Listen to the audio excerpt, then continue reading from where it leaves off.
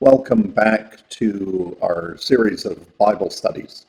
This week we're looking at the reading for Sunday, May the 9th, 2021. It's Galatians chapter 1, verses 13 to 17, and chapter 2, verses 11 to 21. If you haven't had a chance to read the reading yet, then please do pause this video and give it a read in your favorite Bible. Or use the link that is below in the video details so that you can go off and read an online version of the reading. If you don't have time to read the reading, here's a short summary of the first part of that, Galatians chapter 1, verses 13 to 17. It's a part of a section in Galatians that the translators of the NRSV entitled Paul's Vindication of His Apostleship. Paul reminds the readers that he once tried to destroy the church, and he did so because he believed he was being faithful to God's will. Then God revealed Jesus to Paul. And Paul immediately went to work, trying to teach others about Jesus.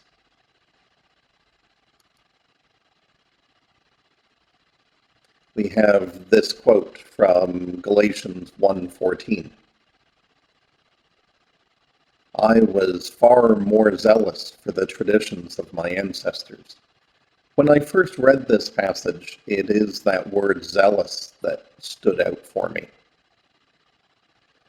We all know what religious zealots look like, and many of us would not want to look like them. Many people who are characterized as being zealous have taken things to an extreme that we don't want to go near. But at its core, being zealous simply means to be stirred up by something or stirred up for something.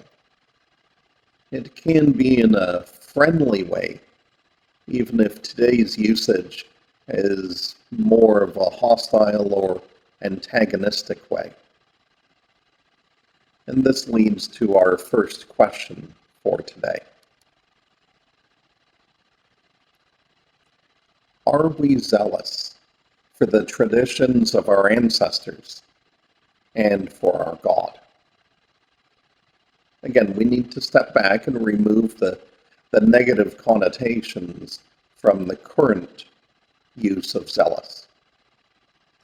If we do so, we might rephrase the question, are we stirred up by the traditions of our ancestors? Are we stirred up by our God? I encourage you to take a moment, pause the video, and answer the question.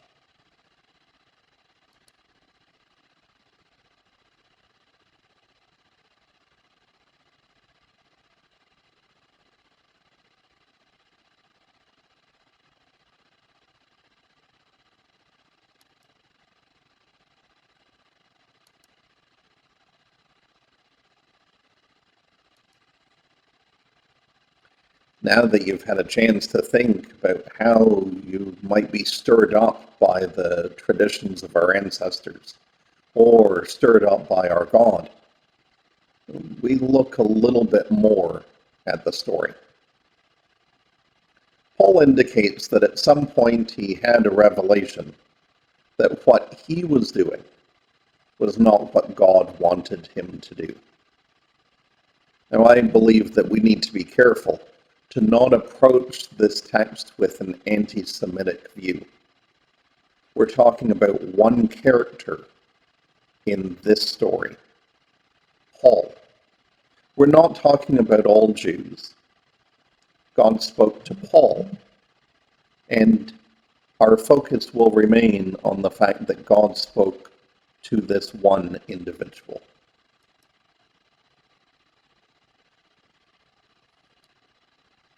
Paul, at the beginning in verse 13, says, I was violently persecuting the church of God and was trying to destroy it.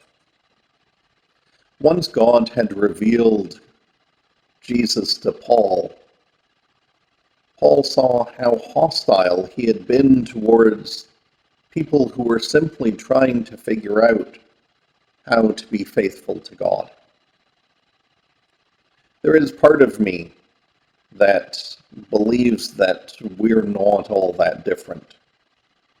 And if Paul's view of the world was changed by God, then on hearing this story, we might do well to consider what God wants us to change about our view today. And that leads us to our second set of questions. Who is the church hostile towards today? Who sees the church as hostile towards them? Now, these two questions may take some time to unpack. On the surface, I'd probably claim that the church isn't hostile towards anyone. I hope we would all want to make that claim. However, we know that within ourselves, there are certain conversations and topics that at times make us feel uncomfortable. And by extension, we can be seen as hostile towards the people involved in some of those conversations. We also know that there are people who believe that the church is hostile towards them. Even if we don't believe it, we know that there are people who do. So I encourage you to take a moment, pause the video, and answer these questions. Who is the church hostile towards today? And who sees the church as hostile towards them?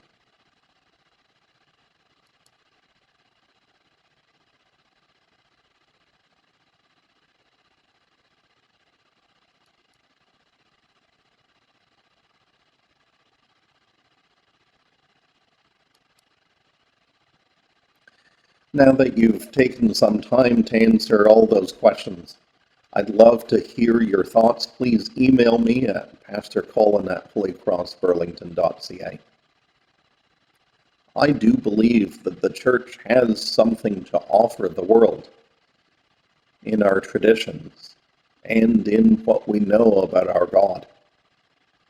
We can only build up that church if we see things with new eyes, as Paul was led to do, and if we work towards an ending of the hostility that often comes with faith. I hope you'll join me again on Friday as we look at Galatians chapter 2, verses 11 to 21. Until then, peace, blessings, and I hope you and those you love are well.